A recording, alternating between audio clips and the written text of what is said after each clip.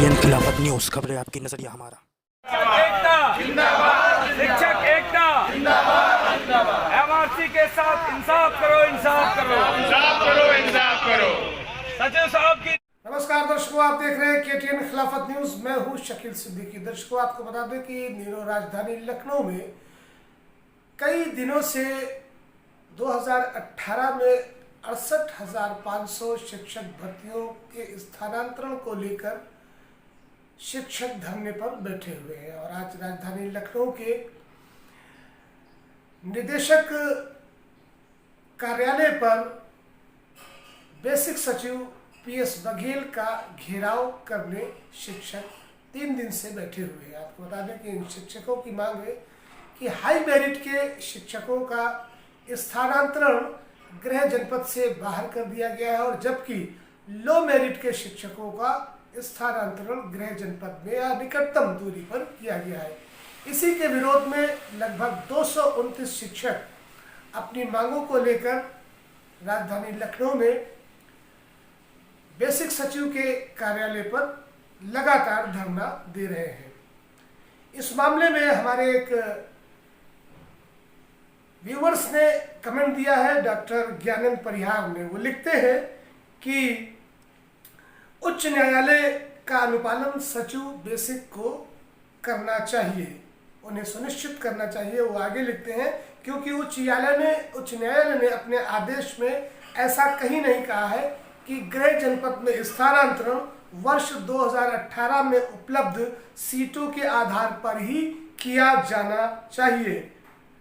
Doctor Gyanand परिहार ने आगे लिखा कि जबकि सचिव ने हाई मेरिट वाले शिक्षकों को गृह जनपद के बाहर और लो मेरिट के शिक्षकों को गृह जनपद में ही स्थानांतरित कर दिया है।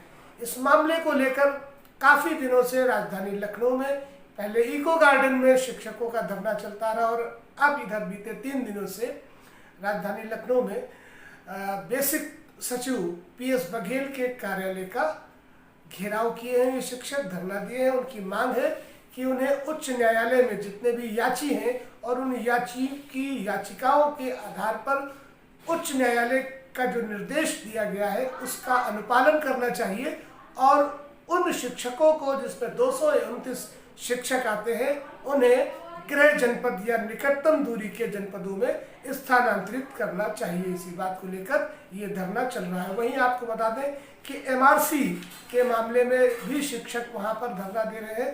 उनकी भी मांग है प्रदेश की योगी सरकार से कि उन्हें भी नियमों के अंतर्गत स्थानांतरित किया जाए। क्या कुछ कहा है इन शिक्षकों ने, हम सीधा आपसे उनको रूबरू कराते हैं। इस वीडियो को ज़्यादा से ज़्यादा लाइक करें, कमेंट करें, शेयर करें, चैनल को सब्सक्राइब करना ना भूलें ताकि हमसे जुड़ी तमाम जानकारियां आप तक पहुंचती रहे। देखिए लखनऊ से ये खास रिपोर्ट। मैं आशीष शुक्ला जनपद प्रयागराज से बिलोंग करता हूं और 68,500 भर्ती में शिक्षक पद पर चयनित हूं। और उस समय जब 5 सितंबर 2018 को यह भर्ती हुई थी, तब उस समय के सचिव द्वारा 2 लिस्ट जारी की गई, जिसमें से कम गुणांक वालों को उनका मूल जनपद दिया गया तथा अधिक गुणांक वालों को जनपद से, उनके गृह जनपद से 500-700 किलोमीटर दूर भेजा गया। हम लोगों ने इसके लिए आगे जाकर के हाईकोर्ट में केस किया, जिसमें से पहली हमारी याचिका थी 19,737 सिका सिंह सिंगल बेंच में। उसमें MRC के पक्ष में डिसीजन आया। इसके बाद 274 हम लोग डबल बेंच में गए, 274/2020 अमित शेखर भारद्वाज, जिसमें डिसीजन आया। और डिसीजन में 3 बिंदु दिया गया। पहला यह बिंदु दिया गया कि जो जनरल के जो भी कैंडिडेट है, इनकी चॉइस को प्रथम 3 जनपद की चॉइस लेते हुए इन्हें 3 में से 1 सब्जेक्ट टू एलिजिबिलिटी में कहा गया। लेकिन जैसा कि अभी सचिव द्वारा 10 मई को लिस्ट निकाली गई, उसमें जनरल के करीब 500 से 700 अभ्यर्थियों को खासा नुकसान पहुंचाया गया, और इसके साथ अन्य जातियों के अभ्यर्थियों को भी नुकसान पहुंचाया गया, जिससे हम सब लोग आज शिक्षक होकर के माननीय योगी आदित्यनाथ जी की सरकार में सड़क पर धरने पर 24 घंटे से बैठे हैं, भूखे प्यासे बैठे हैं। इस तरह की स्थिति लाने के लिए कौन जिम्मेदार है, किस तरह की व्यवस्था है, ये हमें समझ में नहीं आ रहा है। हमें तो कभी कभी लगता है कि लोकतंत्र ना होते हुए भी अब हम मानसिक तौर पर गुलाम बन चुके हैं। जिस तरह का आर्डर सचिव के द्वारा दिया गया, वह आर्डर निहायती जनरल के खिलाफ है।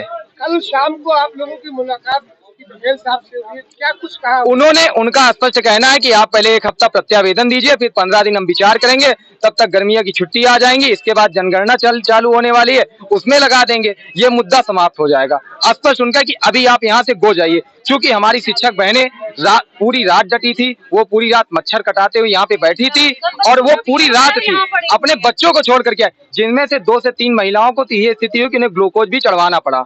उसके बाद भी कुछ ऐसी हैं जो अपने घर से हजार किलोमीटर की दूरी पर है, उन्हें पहले लखनऊ आना पड़ता है, फिर वो श्रावस्ती जाती हैं, फिर वो बलरामपुर जाती हैं। ऐसी स्थिति में, ऐसी विषम परिस्थिति का जिम्मेदार कौन है, ये पता ही नहीं चल पा रहा है।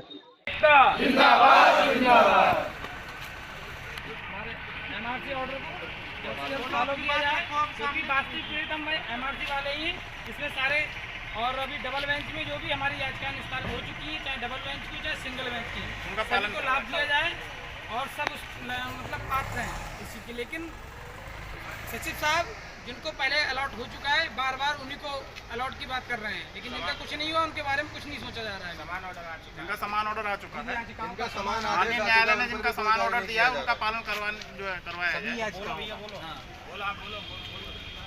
अरे बोलते रहो, बीच में सभी लोग बोलते हैं यार।